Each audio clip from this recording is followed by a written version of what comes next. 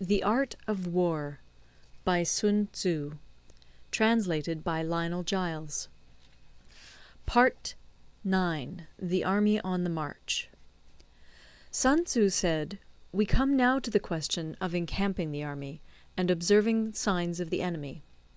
Pass quickly over mountains, and keep in the neighbourhood of valleys. Camp in high places, facing the sun. Do not climb heights in order to fight." So much for mountain warfare. After crossing a river, you should get far away from it.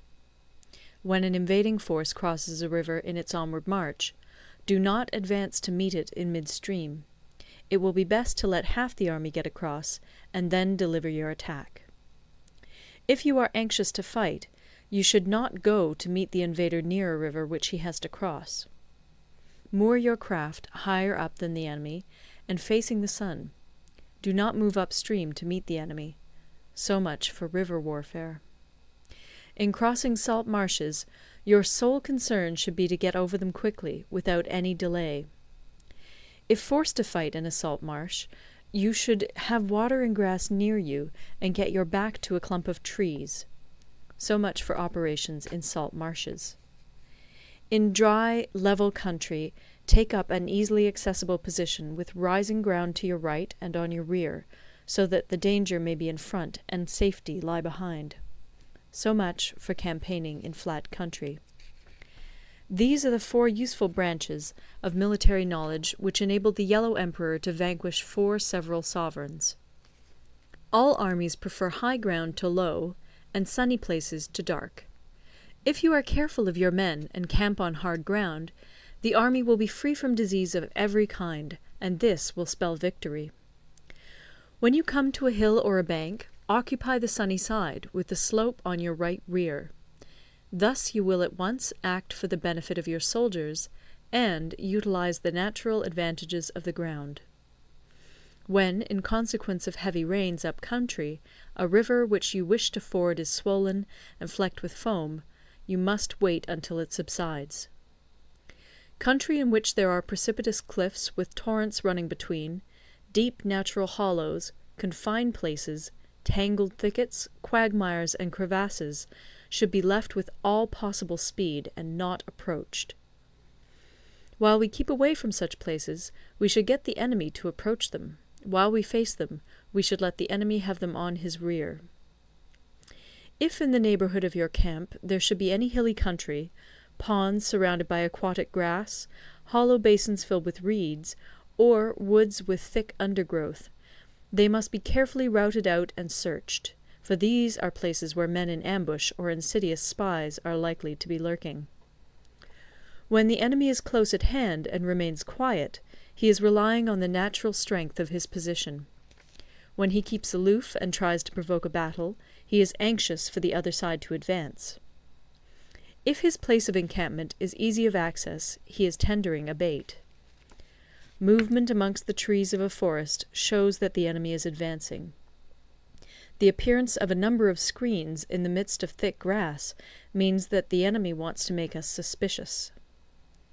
The rising of birds in their flight is the sign of an ambuscade. Startled beasts indicate that a sudden attack is coming. When there is dust rising in a high column, it is the sign of chariots advancing. When the dust is low, but spread over a wide area, it betokens the approach of infantry. When it branches out in different directions, it shows that parties have been sent to collect firewood. A few clouds of dust moving to and fro signify that the army is encamping. Humble words and increased preparations are signs that the enemy is about to advance. Violent language and driving forward as if to the attack are signs that he will retreat. When the light chariots come out first and take up a position on the wings, it is a sign that the enemy is forming for battle. Peace proposals unaccompanied by a sworn covenant indicate a plot. When there is much running about, and the soldiers fall into rank, it means that the critical moment has come. When some are seen advancing and some retreating, it is a lure. When the soldiers stand leaning on their spears, they are faint from want of food. If those who are sent to draw water begin by drinking themselves, the army is suffering from thirst. If the enemy sees an advantage to be gained and makes no effort to secure it, the soldiers are exhausted. If birds gather on any spot, it is unoccupied. Clamour by night betokens nervousness. If there is a disturbance in the camp, the general's authority is weak. If the banners and flags are shifted about, sedition is afoot. If the officers are angry, it means that the men are weary. When an army feeds its horses with grain and kills its cattle for food, and when the men do not hang their cooking pots over the campfires, showing that they will not return to their tents, you may know that they are determined to fight to the death. The sight of men whispering together in small knots, or speaking in subdued tones, points to disaffection amongst the rank and file. Too frequent rewards signify that the enemy is at the end of his resources. Too many punishments betray a condition of dire distress.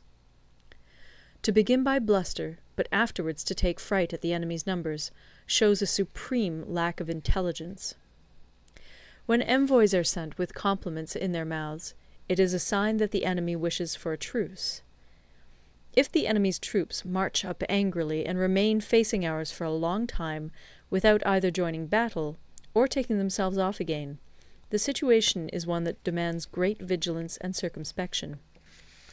If our troops are no more in number than the enemy, that is amply sufficient. It only means that no direct attack can be made. What we can do is simply to concentrate all our available strength, keep a close watch on the enemy, and obtain reinforcements. He who exercises no forethought, but makes light of his opponents, is sure to be captured by them. If soldiers are punished before they have grown attached to you, they will not prove submissive. And, unless submissive, they will be practically useless. If, when the soldiers have become attached to you, punishments are not enforced, they will still be useless. Therefore, soldiers must be treated in the first instance with humanity, but kept under control by means of iron discipline. This is a certain road to victory. If in training soldiers commands are habitually enforced, the army will be well disciplined. If not, its discipline will be bad. If a general shows confidence in his men, but always insists on his orders being obeyed, the gain will be mutual. End of Part 9. Part 10. Terrain. Sun Tzu said, we may distinguish 6 kinds of terrain, to wit, 1. Accessible ground, 2. Entangling ground, 3. Temporizing ground, 4. Narrow passes, 5. Precipitous heights, 6. Positions at a great distance from the enemy. Ground which can be freely traversed by both sides is called accessible. With regard to ground of this nature, be before the enemy in occupying the raised and sunny spots, and carefully guard your line of supplies. Then you will be able to fight with advantage. Ground which can be abandoned but is hard to reoccupy is called entangling. From a position of this sort, if the enemy is unprepared, you may sally forth and defeat him. But if the enemy is prepared for your coming, and you fail to defeat him, then, return being impossible, disaster will ensue. When the position is such that neither side will gain by making the first move, it is called temporizing ground. In a position of this sort, even though the enemy should offer us an attractive bait, it will be advisable not to stir forth, but rather to retreat, thus enticing the enemy in his turn. Then, when part of his army has come out, we may deliver our attack with advantage.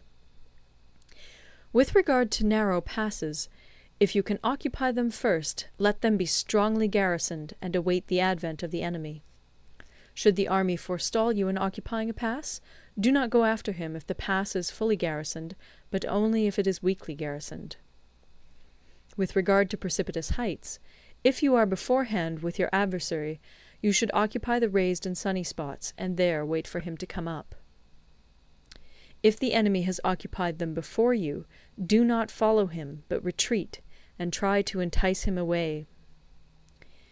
If you are situated at a great distance from the enemy, and the strength of the two armies is equal, it is not easy to provoke a battle, and fighting will be to your disadvantage. These 6 are the principles connected with earth. The general who's attained a responsible post must be careful to study them. Now, an army is exposed to 6 several calamities, not arising from natural causes, but from faults for which the general is responsible. These are 1. Flight, 2. Insubordination, 3. Collapse, 4. Ruin, 5. Disorganization, 6. Rout. Other conditions being equal, if one force is hurled against another 10 times its size, the result will be the flight of the former. When the common soldiers are too strong and their officers too weak, the result is insubordination. When the officers are too strong and the common soldiers too weak, the result is collapse. When the higher officers are angry and insubordinate, and on meeting the enemy give battle on their own account from a feeling of resentment, before the commander-in-chief can tell whether or not he is in a position to fight, the result is ruin. When the general is weak and without authority, when his orders are not clear and distinct, when there are no fixed duties assigned to officers and men, and the ranks are formed in a slovenly, haphazard manner, the result is utter disorganization. When a general, unable to estimate the enemy's strength, allows an inferior force to engage a larger one, or hurls a weak detachment against a powerful one, and neglects to place picked soldiers in the front rank, the result must be rout. These are 6 ways of courting defeat, which must be carefully noted by the general who has attained a responsible post. The natural formation of the country is the soldier's best ally, but a power of estimating the adversary, of controlling the forces of victory, and of shrewdly calculating difficulties, dangers, and distances, constitutes the test of a great general.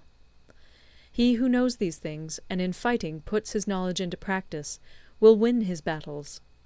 He who knows them not, nor practices them, will surely be defeated. If fighting is sure to result in victory, then you must fight, even though the ruler forbid it. If fighting will not result in victory, then you must not fight even at the ruler's bidding.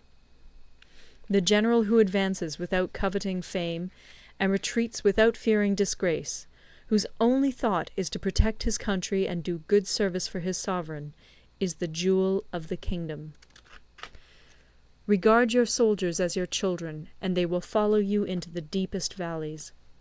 Look upon them as your own beloved sons, and they will stand by you even unto death. If, however, you are indulgent, but unable to make your authority felt, kind-hearted, but unable to enforce your commands, and incapable, moreover, of quelling disorder, then your soldiers must be likened to spoilt children. They are useless for any practical purpose. If we know that our own men are in a condition to attack, but are unaware that the enemy is not open to attack, we have gone only half-way towards victory. If we know that the enemy is open to attack, but are unaware that our own men are not in a condition to attack, we have gone only half-way towards victory. If we know that the enemy is open to attack, and also know that our men are in a condition to attack, but are unaware that the nature of the ground makes fighting impracticable, we have still only gone half-way towards victory. Hence the experienced soldier, once in motion, is never bewildered. Once he has broken camp, he is never at a loss. Hence the saying, "If you know the enemy and know yourself, your victory will not stand in doubt. If you know heaven and know earth, you may make your victory complete." End of Part 10.